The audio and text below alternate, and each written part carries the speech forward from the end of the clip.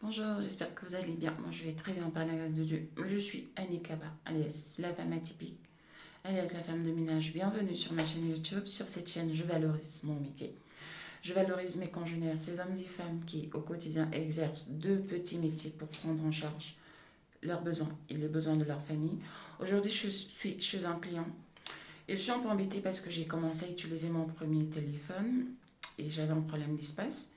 Et donc là, c'est la continuité de la vidéo de mon témoignage. Mais avant ça, si vous êtes malheureuse, dévalorisée, euh, stressée, déprimée, votre vie aussi entre aigreur, amertume, regret, il vous arrive parfois de noyer vos soucis dans de l'alcool, sachez que vous êtes au bon endroit parce que j'étais exactement comme vous.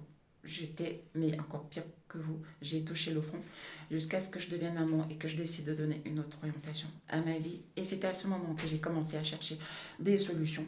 Je me suis inscrite et me suis abonnée sur beaucoup de pages, sur les chaînes YouTube, toutes les chaînes YouTube qui peuvent m'apporter en plus. Je suis preneuse, mais à cela, j'ai également fait une introspection pour changer mon comportement, changer beaucoup de choses qui n'allaient pas dans ma vie.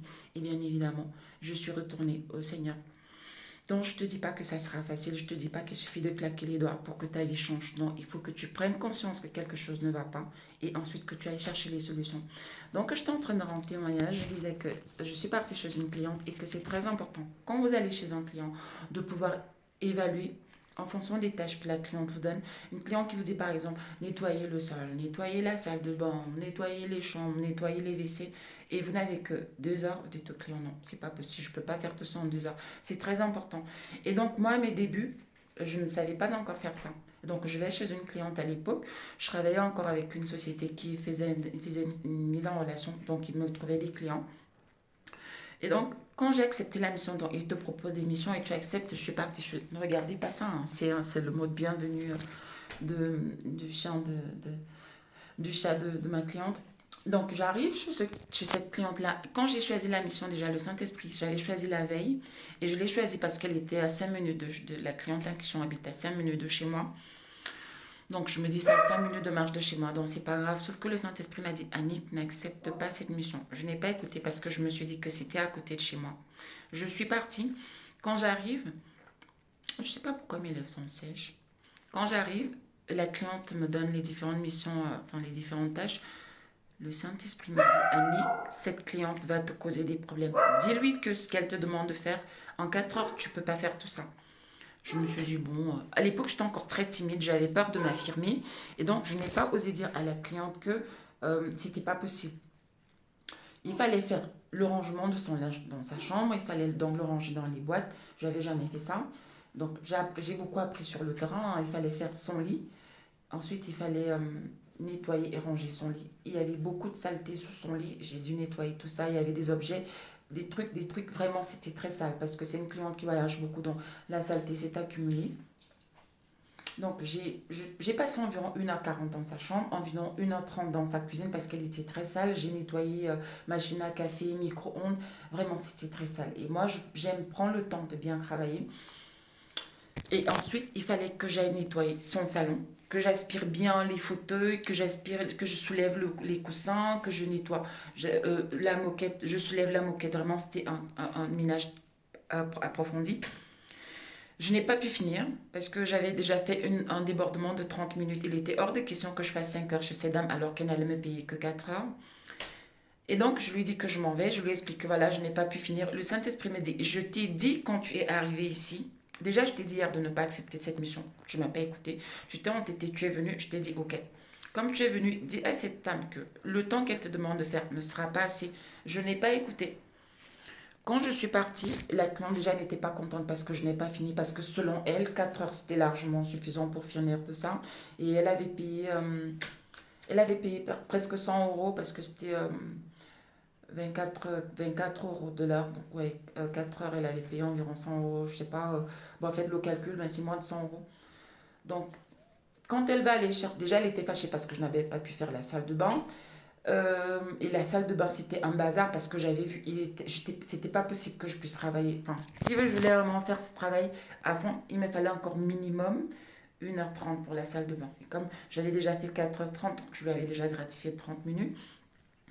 La dame, elle s'est énervée. Et quand elle est allée voir que je n'avais pas bien rangé son linge d'après elle, elle a appelé la société de mise en relation, donc qui m'aide à trouver les clients. Elle a fait des photos, elle s'est plainte. Et ça, c'était 3 jours après que je sois partie. Donc j'étais partie chez elle le samedi. Et c'est le mardi qu'elle a appelé cette société-là pour leur dire que ouais, voilà, Nick est venu ici, elle a fait n'importe quoi. Donc la société a envoyé un mail pour me demander de m'expliquer, pour me demander ma version des faits. Ok. Et le Saint-Esprit m'a dit, qu'est-ce que je t'avais dit? J'étais en train de travailler chez un autre client. Et là, mon binôme m'appelle, il me dit, tu sais, la client chez qui tu étais parti samedi, il y a un litige.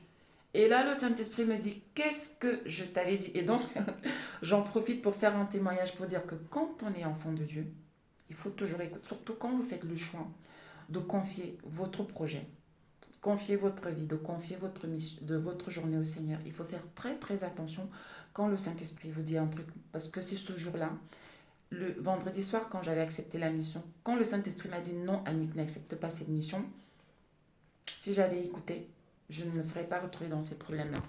Et donc, ce qui s'est passé, c'est que je dis à la dame, en plus, quand je partais, je lui ai dit, je suis à côté. Si vraiment il y a un truc que j'ai pas bien fait, je suis à 5 minutes de chez vous.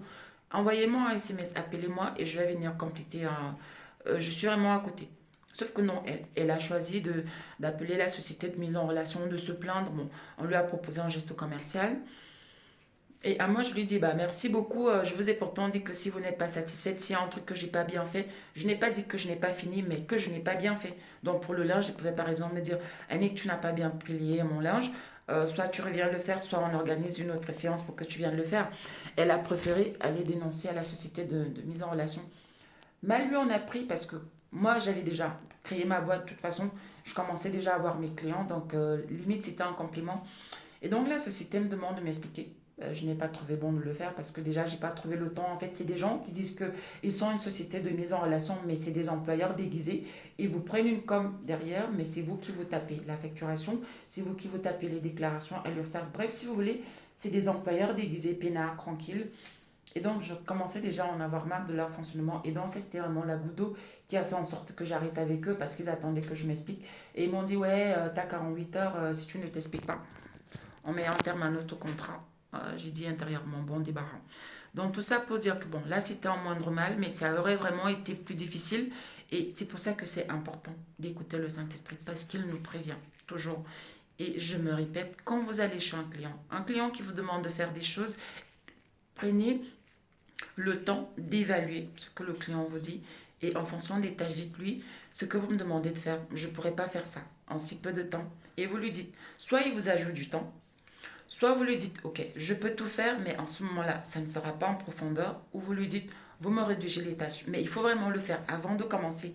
Parce que si vous commencez à travailler sans le dire au client, et c'est au fur et à mesure que vous avancez, que vous vous rendez compte qu'il vous faut plus de temps, les clients, ils n'aiment pas ça. Parce que pour eux, c'est comme si vous faites exprès de travailler lentement pour qu'ils puissent vous ajouter du temps. Mais quand vous avez déjà une certaine expertise, vous le dites dès le départ, le client, il sait que vous êtes expert parce que vous avez pu évaluer juste en regardant. Et tout ça, je l'ai appris sur le temps. Et ça fait qu'aujourd'hui, moi, je sais l'expliquer à mes salariés. Aujourd'hui, je sais l'expliquer à mes équipes. Enfin, je préfère souvent dire mes équipes. Parce que je suis allée apprendre sur le terrain. Je continue d'apprendre sur le terrain. J'apprends énormément de choses sur le terrain. Et ça me facilite beaucoup. Que ce soit pour identifier les besoins des clients, pour mieux expliquer les choses aux clients, parce qu'il y a certains clients qui ne comprennent pas ça. Mais il y a aussi ceux qui testent, c'est-à-dire il sait. Il est bien conscient que il te demande de faire beaucoup de choses et qu'en 2 heures, tu ne vas pas pouvoir t'en sortir, mais il le fait quand même. En se disant que tu vas faire des miracles, que tu vas te pousser 2 autres bras et que voilà, avec 4 bras, tu vas pouvoir faire beaucoup de choses. Sauf que c'est pas possible. Donc voilà, c'est ce que je disais, que chez ce client, j'ai beaucoup de temps. Parce qu'aujourd'hui, je n'ai pas le repassage, c'est 5 heures, mais bon, c'est souvent généralement 1h30 de repassage et 3h30 de ménage. Mais là, je n'ai pas de repassage, donc je vais vraiment faire en profondeur. Donc là, j'ai terminé avec les 2 vestes. Hop.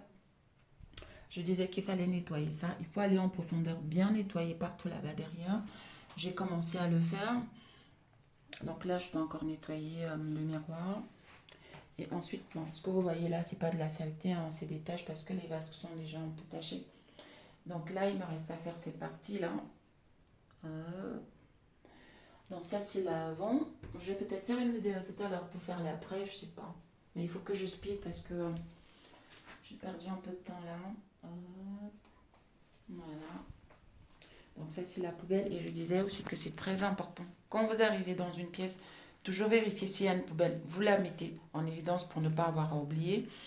Ou vous la posez de côté parce que la cliente dont je suis en train de parler, tellement elle avait vu que je galérais qu'elle m'avait offert une bouteille d'eau et un verre d'eau et un verre du moins.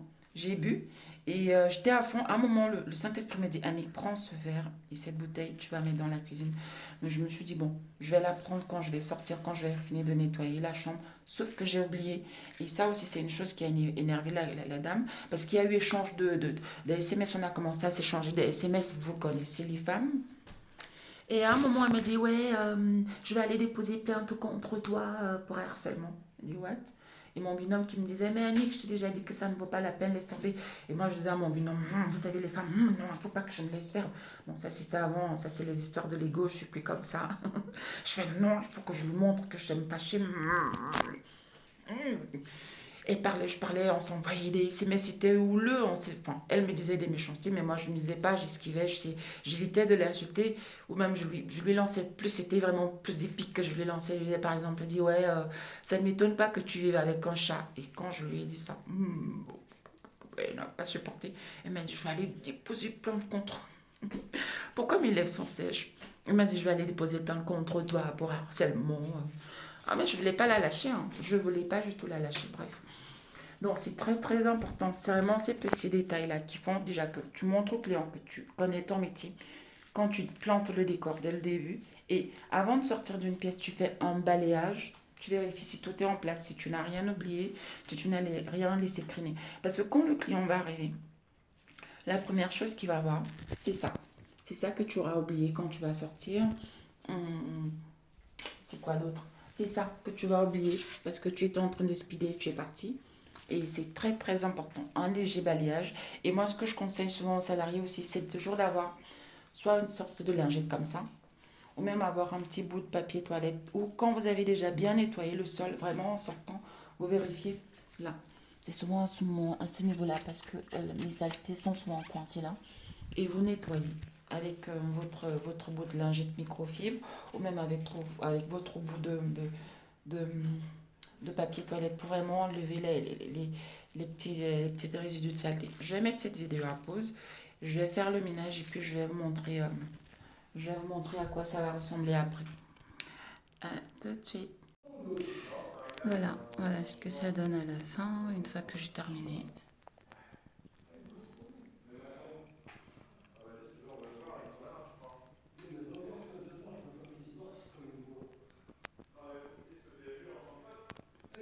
Je vais demander à la cliente de changer le produit pour le calcaire parce qu'il y a beaucoup de graisse.